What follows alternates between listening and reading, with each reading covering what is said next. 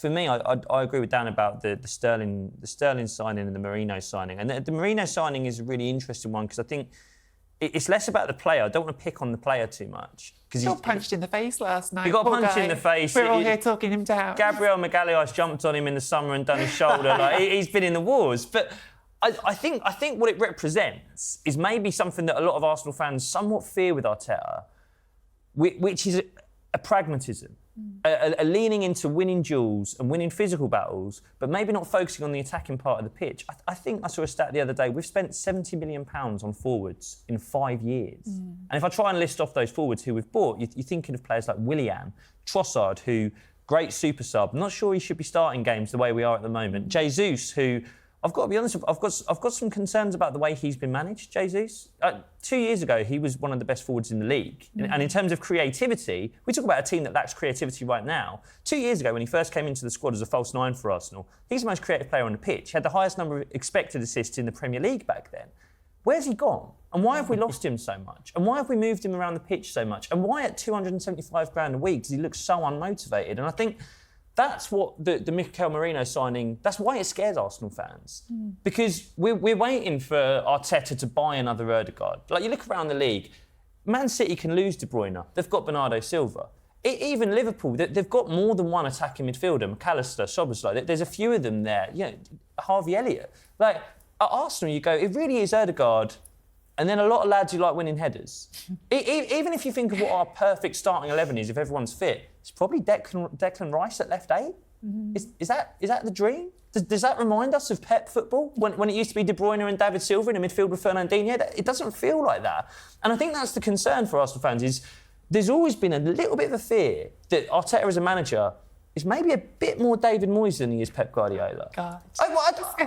It's a fear. I'm not saying it... Look, we scored more goals last season than we ever have in our history. There's a lot of corners. Yeah. Is all I'll say. We had a lot of corners last night, actually. And let's go back to last night's game. Obviously, talking about Merino being hit in the face, but then he gave away the penalty. I mean, that penalty was quite harsh, no? It's really harsh, but it's the rule. It's a stupid rule, and it's not the rule that's applied in the Premier League, because the Premier League has brought in this idea of proximity and changed how they officiate those situations.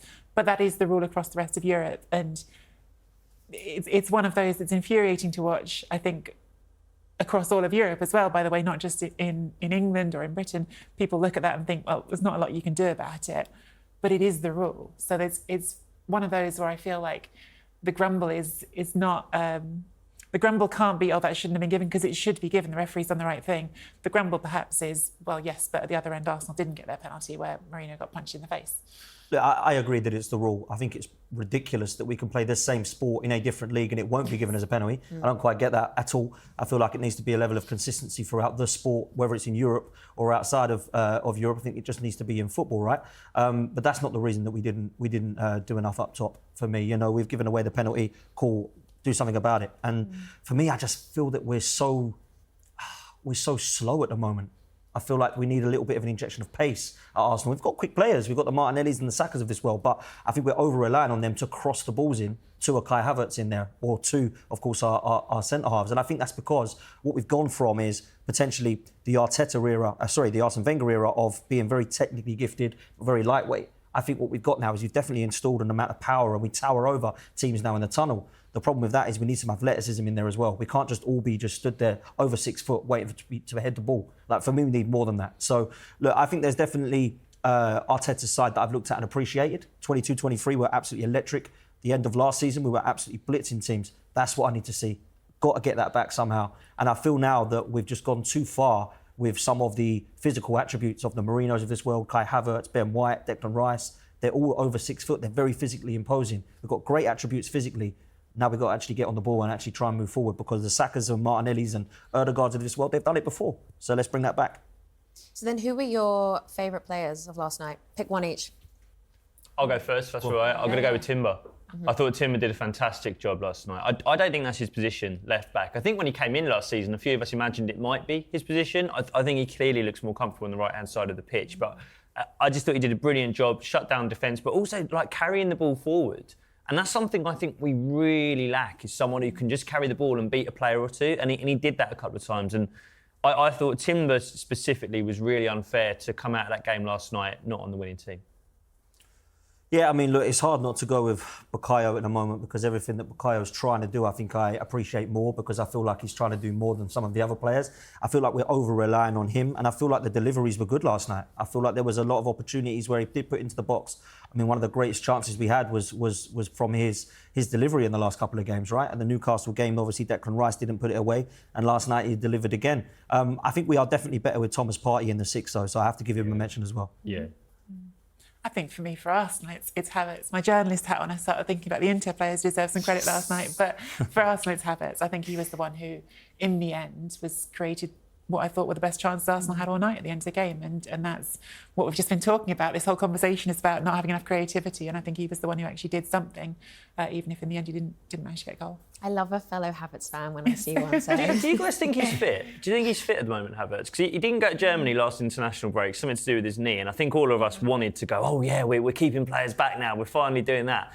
And I do just wonder if he is actually injured. Because he doesn't look as sharp as he did 4 weeks ago. I don't know if you guys feel the same about that.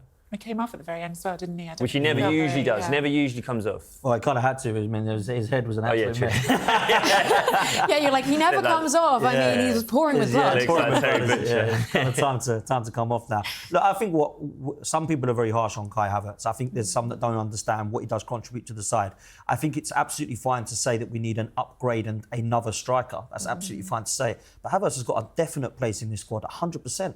And for me, I look at what Kai Havertz is doing right now, and it reminds me of when we have Olivier Giroud back in 2016 when the Leicester won the league and we were crying out for a striker. Like, we need a striker to help Giroud. I think that's the situation Arsenal are at now, and I'm not sure that Jesus is that guy. Maybe we need to go into January, into the summer and look at that position massively.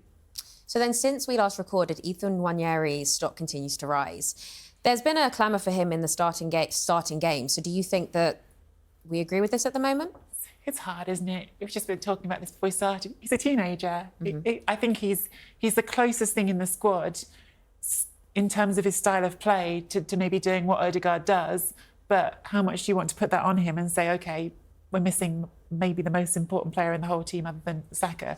Off you go and carry it. It's a lot of responsibility. So I think there is an onus on Mikel as the manager to manage that responsibly. But there's two sides to this, isn't there? There's if you're good enough, you're old enough. And I think Ethan has proven when called upon, he's good enough to be a part of this squad, right? I look at the situation with Odegaard being out, and I think there's potentially a missed opportunity there to not give him more minutes. Now, if Trossard was absolutely flying, I'd be saying he's not getting in. Like, Trossard's absolutely balling out. I think there's been an opportunity for him to actually give a little bit more faith into him. Now, people will look back to the Cesc Fabregas situation, the Phil Foden situation. For me, the reason this is completely different is because Cesc looked ahead of him and he had Bergkamp. He looked ahead of him, he had Henry, he had Vieira next to him, he had Pires, he had Ljungberg. Ethan's looking up at Saka thinking, right, that guy's 3 years older than me. That guy over there's 2 years older than me. That guy over there, he hasn't got that. He hasn't got winners surrounding by him. Phil Foden was like that. He had KDB next to him. He had David Silva. He had Bernardo Silva. Yeah, he had Sergio Aguero ahead of him. So it was a complete difference to what we're looking at now. We've got a very young team. And we've got players that I think we need now a little bit of installed of experience now and some winning mentality into this side. And I think that when Ethan's come on, and even last night, he dropped the shoulder and lit everybody up. If that would have gone in top bins, everyone would be going, wow. And I think what Mikel Arteta's got to do now is look at that and think, right, people are looking at my summer window and saying that we potentially needed, like Jacob said, somebody other than Martin Odegaard. Arteta could have shut everyone up by going, we don't need everyone, and I'm going to prove to you why. We've got this 17-year-old Ethan and he's going to light the place up. And he hasn't done that. He's been sticking with Trossard even through some of the bad games. So I'm not sure that Arteta's got this one right, really, if I'm honest. It's also like sometimes, invention is necessity is the mother of invention, because you've got this situation of needing to do it. It's actually not dissimilar to look across the way last night at Barcelona with another thumping win in the Champions League. A lot of their personnel decisions have been driven by, well, actually, there's no money anymore. They wanted to bring in Gundogan, they couldn't. So that was all decisions that end up with Yamal on the pitch and doing, Yamal on the pitch and doing everything that he's been doing.